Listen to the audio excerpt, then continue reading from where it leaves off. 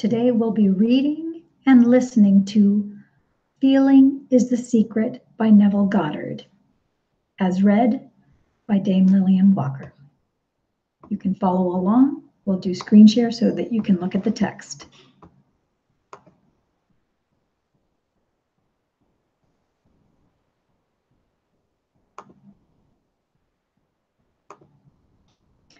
Feeling is the Secret. Chapter 1, Law and its Operation. The world, and all within it, is man's conditioned consciousness objectified. Consciousness is the cause as well as the substance of the entire world. So it is to consciousness that we must turn if we would discover the secret of creation. Knowledge of the law of consciousness and the method of operating this law will enable you to accomplish all your desires in life. Armed with a working knowledge of this law, you can build and maintain an ideal world. Consciousness is the one and only reality, not figuratively, but actually. This may, for the sake of clarity, be likened unto a stream which is divided into two parts, the conscious and the subconscious. In order to intelligently operate the law of consciousness, it is necessary to understand the relationship between the conscious and the subconscious. The conscious is personal and selective. The subconscious is impersonal and non-selective. The conscious is the realm of the effect, and the subconscious is the realm of cause. These two aspects are the male and female divisions of consciousness, and the conscious is male and the subconscious is female. The conscious generates ideas and impresses these ideas on the subconscious. The subconscious receives ideas and gives form and expression to them. By this law, first conceiving an idea and then impressing the idea conceived on the subconscious, all things evolve out of consciousness. And without this sequence, there is not anything made that is made. The conscious impresses the subconscious, while the subconscious expresses all that is impressed upon it. The subconscious does not originate ideas, but accepts as true those which the conscious mind feels to be true, in a way known only to itself, objectifies the accepted ideas. Therefore, through his power to imagine and feel, and in his freedom to choose the idea he will entertain, man has control over creation.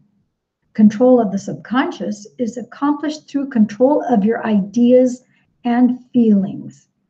The mechanism of creation is hidden in the very depth of the subconscious, the female aspect or womb of creation. The subconscious transcends reason and is independent of induction.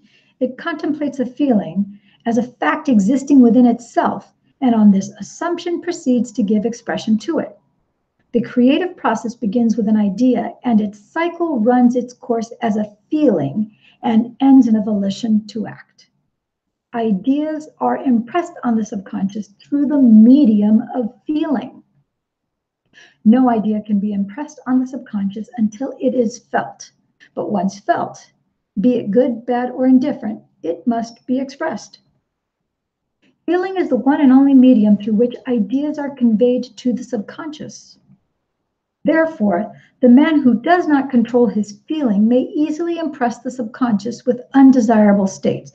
By controlling a feeling is not meant restraint or suppression of your feeling, but rather the disciplining of self to imagine and entertain only such feeling as contributes to your happiness. Control of your feeling is all important to a full and happy life. Never entertain an undesirable feeling, nor think sympathetically about wrong in any shape or form. Do not dwell on the imperfection of yourself or others. To do so is to impress the subconscious with these limitations. What you do not want done unto you, do not feel that it is done unto you or another. This is the whole law of a full and happy life. Everything else is commentary. Every feeling makes a subconscious impression, and unless it is counteracted by a more powerful feeling of an opposite nature, must be expressed. The dominant of two feelings is the one expressed. I am healthy is a stronger feeling than I will be healthy. To feel I will be is to confess I am not. I am is stronger than I am not. What you feel you are always dominates what you feel you would like to be. Therefore, to be realized, the wish must be felt as a state that is, rather than a state that it is not. Sensation precedes manifestation and is the foundation upon which all manifestation rests. Be careful of your moods and feelings, for there is an unbroken connection between your feelings and your visible world. Your body is an emotional filter and bears the unmistakable marks of your prevalent emotions. Emotional disturbances, especially suppressed emotions, are the causes of all disease. To feel intensely about a wrong without voicing or expressing that feeling is the beginning of disease. Dis-ease in both body and environment. Do not entertain the feeling of regret or failure for frustration or detachment from your objective results in disease. Think feelingly only of the state you desire to realize. Feeling the reality of the state sought and living and acting on the conviction is the way of all seeming miracles. All changes of expression are brought about through a change of feeling. A change of feeling is a change of destiny. A creation occurs in the domain of the subconscious. What you must acquire then is a reflective control of the operation of the subconscious. That is, control of your ideas and feelings. Chance or accident is not responsible for the things that happen to you, nor is predestined fate the author of your fortune or misfortune. Your subconscious impressions determine the conditions of your world, and the subconscious is not selective. It is impersonal and no respecter of persons. Acts 10:34, Romans chapter 2, verse 11. The subconscious is not concerned with the truth or falsity of your feeling. It always accepts as true that which you feel to be true. Feeling is the assent of the subconscious to the truth of that which is declared to be true. Because of this quality of the subconscious, there's nothing impossible to man. Whatever the mind of man can conceive and feel as true, the subconscious can and must objectify. Your feelings create the pattern from which your world is fashioned, and a change of feeling is a change of pattern. The subconscious never fails to express that which has been impressed upon it. The moment it receives an impression, it begins to work out the ways of its expression. It accepts the feeling impressed upon it. Your feeling as a fact existing within itself and immediately sets about to produce in the outer or objective world the exact likeness of that feeling. The subconscious never alters the accepted beliefs of man. It outpictures them to the last detail, whether or not they are beneficial.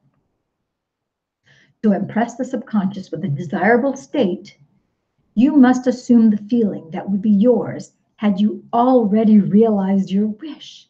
In defining your objective, you must be concerned only with the objective itself.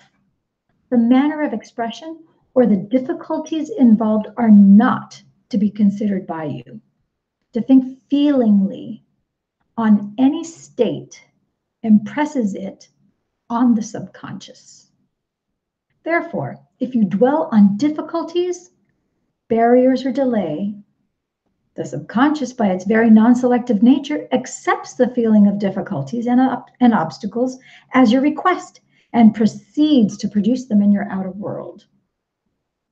The subconscious is the womb of creation. It receives the idea unto itself through the feelings of man. It never changes the idea received, but always gives it form. Hence, the subconscious outpictures the idea in the image and likeness of the feeling received. To feel a state as hopeless or impossible is to impress the subconscious with the idea of failure. Although the subconscious faithfully serves man, it must not be inferred that the relation is that of a servant to a master, as was anciently conceived. The ancient prophets called it the slave and servant of man.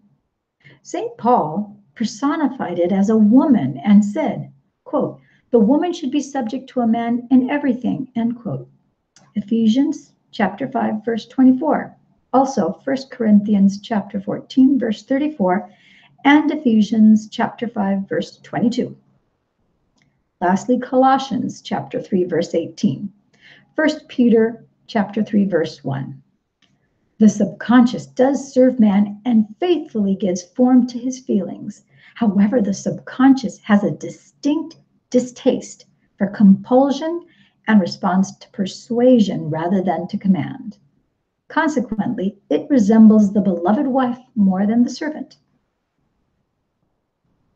Quote, "The husband is the head of the wife," end quote. Ephesians chapter 5, verse 23. May not be true of man and woman in their earthly relationship, but it is true of the conscious and the subconscious, or the male and female aspects of consciousness. The mystery to which Paul referred when he wrote, "This is a great mystery. He that loveth his wife loveth himself." Chapter 5, verse 28. "And they two shall be one flesh." Chapter 5, verse 31. Is simply the mystery of consciousness. Consciousness is really one and undivided, but for creation's sake, it appears to be divided in two. The conscious objective or male aspect truly is the head and dominates the subconscious subjective or female aspect. However, the leadership is not that of the tyrant, but of the lover. So, by assuming the feeling that would be yours, were you already in possession of your objective, the subconscious is moved to build the exact likeness of your assumption. Your desires are not subconsciously accepted until you assume the feeling of their reality. For only through feeling is an idea subconsciously accepted, and only through this subconscious acceptance is it ever expressed. It is easier to ascribe your feeling to events in the world than to admit that the conditions of the world reflect your feeling. However, it is eternally true that the outside mirrors the inside. As within, so without. As above, so below. As below, so above. As within, so without. As without, so within. Correspondence, the second of the second principles of Hermes. Trismegistus. A man can receive nothing unless it is given him from heaven. John chapter 3, verse 27. And the kingdom of heaven is within you. Luke chapter 17, verse 21. Nothing comes from without. All things come from within, from the subconscious. It is impossible for you to see other than the contents of your consciousness. Your world in its every detail is your consciousness objectified. Objective states bear witness of subconscious impressions. A change of impression results in a change of expression.